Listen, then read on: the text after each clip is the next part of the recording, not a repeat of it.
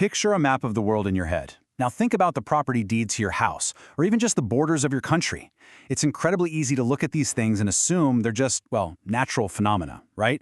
Like mountains or rivers. But what if I told you they are actually the historical residue of successful, organized violence? Welcome to This Explainer. Today we're diving into a deeply provocative analysis of history. We're exploring the idea that the political and economic systems we live in right now were forged through one very specific mechanism: conquest.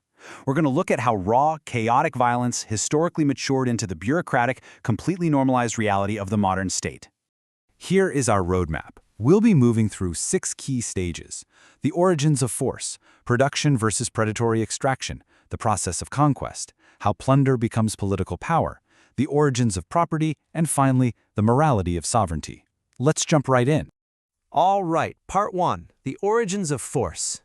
So before we can even examine modern institutions, things like governments, courts, and economic markets, we have to start with their absolute earliest manifestation. Conquest is simply the violent or coercive appropriation of territory, resources, and labor by one group from another. This is totally foundational. In this context, conquest isn't just some unfortunate isolated episode in a history book. Instead, it's a recurring engine. It is literally the primary vehicle through which organized violence transitions into durable, lasting political authority. It's the movement from a temporary raid to permanent rule. Grounding our analysis in the literal definition here is honestly kind of eye-opening. The word predator actually comes from the Latin word for plunderer. By looking at this linguistic root, we can see that the early forms of organized predation were explicit, unapologetically linked to the forceful seizure of goods and people. It wasn't just chaotic pillaging, it was organized acquisition. And as groups got better and better at it, they specialized, which eventually formed the earliest professional military forces. Moving into Section 2, production versus predatory extraction. History is heavily defined by this foundational clash. On one side, you've got productive communities. These are your agricultural societies. They invest massive amounts of labor into the land, they build infrastructure, and they generate a surplus. On the flip side, you have groups driven by predatory extraction. These groups are highly mobile, they're organized around martial capacity, and their survival strategy is pure expropriation. They just take the surplus that the other group produced. But here is where history takes a massive, game-changing turn. What begins as occasional, episodic predation, a raid here, a pillaging there, eventually transforms. The raiders wake up one day and realize that completely destroying a productive settlement is actually highly inefficient. So occasional raiding becomes structured subordination. This marks the precise beginning of a social order where the conqueror ceases to be just a marauder and instead becomes a ruler. It is the cold, calculated shift to institutionalized extraction. Which brings us to Section 3, the process of conquest. Let's actually map out the mechanics of how this violent transformation occurs. Conquest is really a spectrum. It starts with Step 1, predatory incursion. That's episodic extraction without permanent rule, just taking goods and leaving. But if it's profitable, it moves to Step 2, subjugation and tribute, where that extraction becomes recurring. Step 3 introduces occupation, where a continuing authority is established. And finally, we hit Step 4, institutionalization. This is where the conquered territory is fully integrated into a structured political and economic system. The violence itself becomes bureaucratic.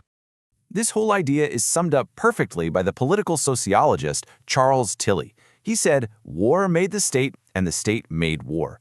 This simple but profound concept highlights how repeated warfare, the need to extract resources, and the need to defend conquered territory literally forged permanent fiscal and administrative structures.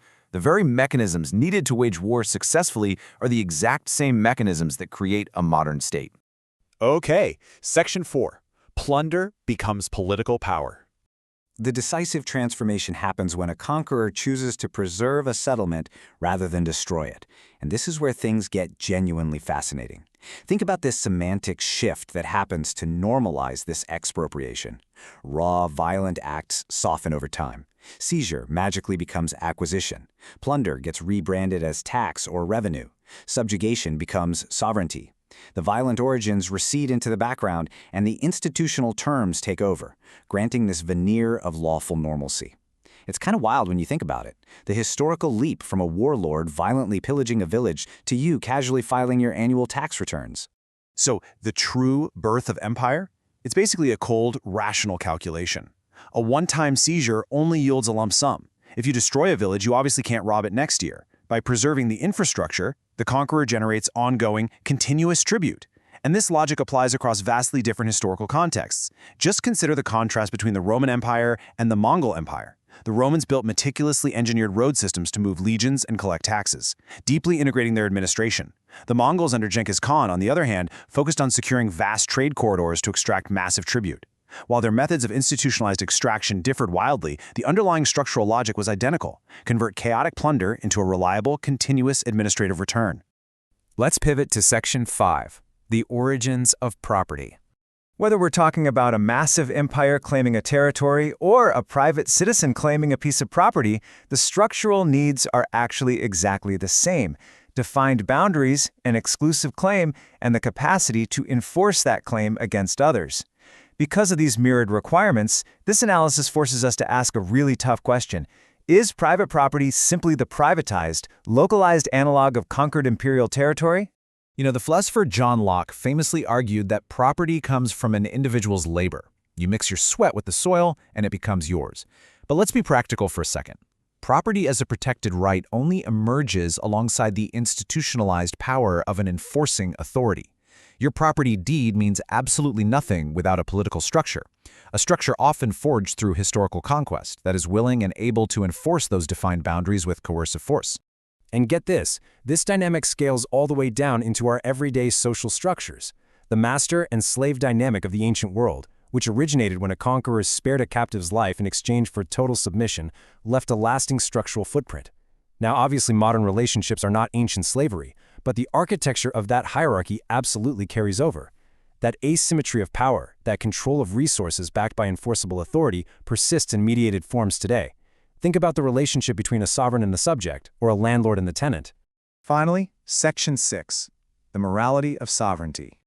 This introduces a huge foundational dilemma: the difference between de facto authority and de jure authority.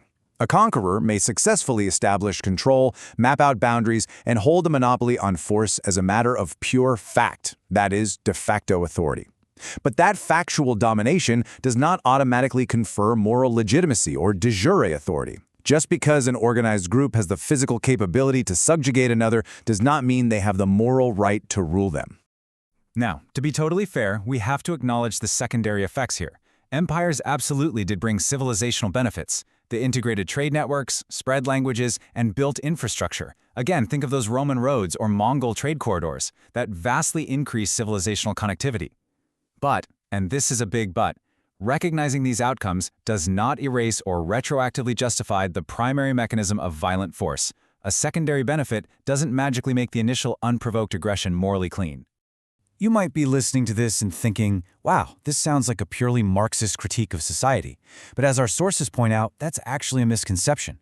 Classical thinkers from Thucydides in ancient Greece to Thomas Hobbes in the 17th century to modern sociologists have all analyzed power through this exact same structural lens of conflict. Recognizing that our political and economic systems emerged from processes involving conquest isn't some ideological stance. It's simply looking at the historical evidence analytically. Which brings us to the end of our explainer. So, I want to leave you with a really profound, unresolved tension to chew on. If the very methodology of state sovereignty, territorial boundaries, and property regimes is historically grounded in the normalization of violent conquest, can the mere fact of successful subjugation ever truly become the basis of rightful, moral rule?